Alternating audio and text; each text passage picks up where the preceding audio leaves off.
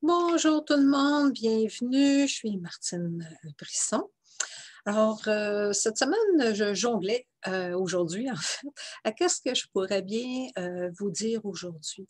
Parce que le but de ces petits vlogs-là, c'est de vous pointer dans une petite direction, hein, une direction de peut-être être humain 101, d'où provient notre expérience, afin de vous libérer de l'anxiété ou du stress ou peu importe ce qui peut passer dans votre vie. Alors, c'est le but de ces petits blogs, de vous pointer vers dans une certaine direction. Puis, j'espère qu'ils vous aident parce que c'est plutôt l'opération que vous retenez quelque chose de ça. Et puis là, aujourd'hui, j'essayais de penser, qu'est-ce que je pourrais bien dire aujourd'hui? De quoi je pourrais bien jaser aujourd'hui? Parce que c'est un peu à la dernière minute, c'est quand j'ai le temps que je fais ça dans ma journée. Et puis, ce qui m'est venu à l'idée aujourd'hui, c'est de vous partager quelque chose qui provient de ce petit livre-là. Et ce petit livre s'appelle Falling in Love with Where You Are de Jeff Foster. Jeff Foster est un non-duality teacher.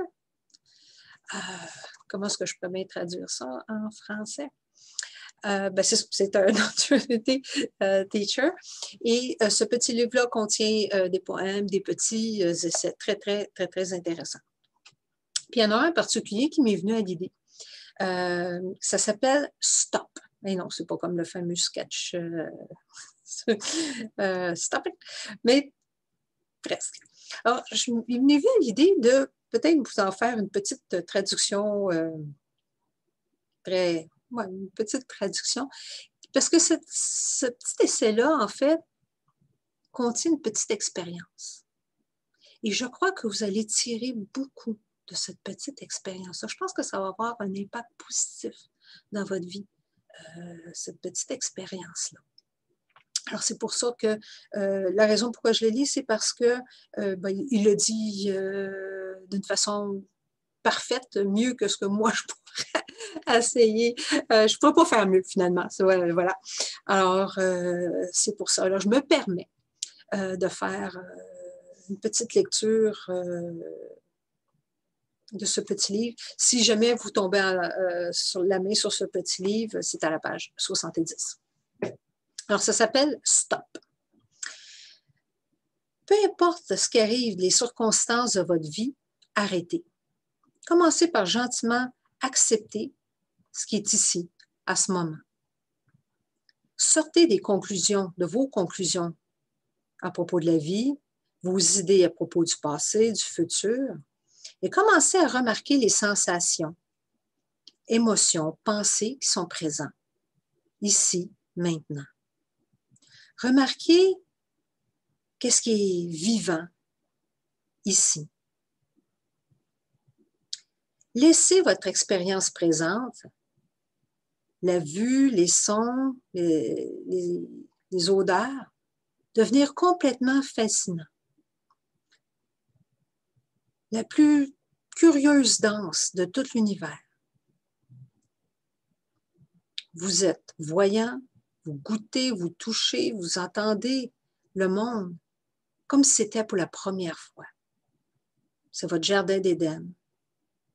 Et vous êtes éveillé à tout cela. Enfin. Remarquez comment la pensée est toujours à donner des noms, des étiquettes aux choses. Un auto, un arbre, un pied. On met même des étiquettes sur ce qu'on ressent. Tristesse, colère, peur, désappointement, attente, ainsi de suite. Et là, on juge. On le juge bon ou mauvais, correct, mauvais, faux.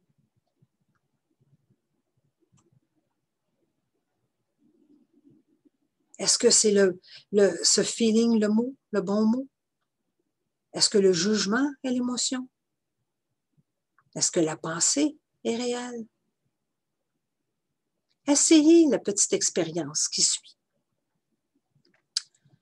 À la place de nommer ce qu'on ressent tristesse, laissez tomber l'étiquette en ce moment. Laissez-vous caler profondément dans la sensation dans le corps.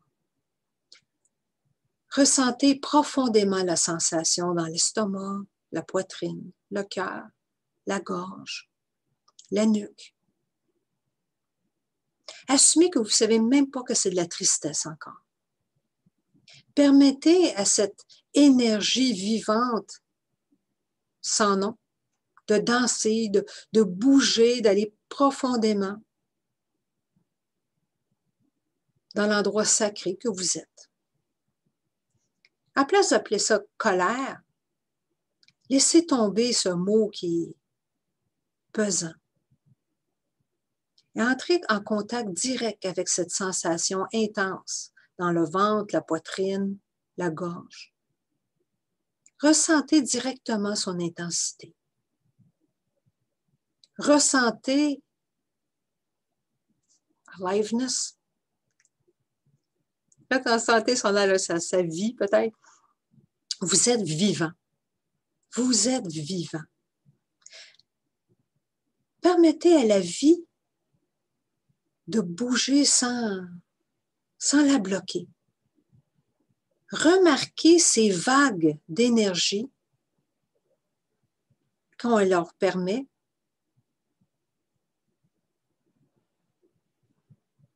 Qu'on permet. Vous leur permettez.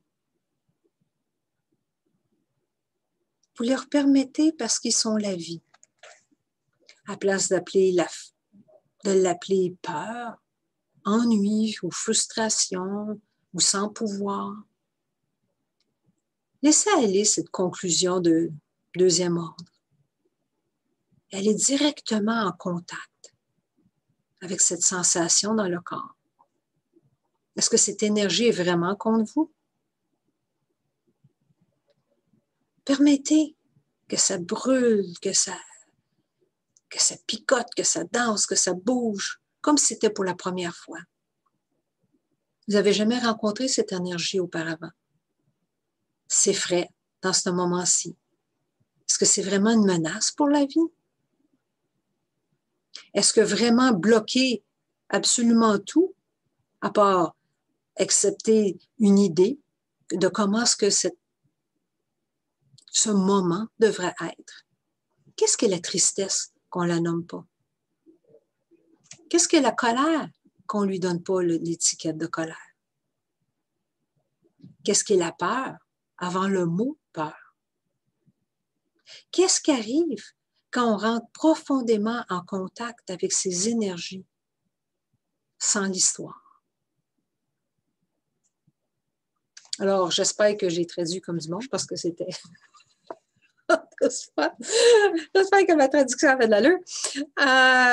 Alors, si vous voulez avoir la vraie version, et dans ce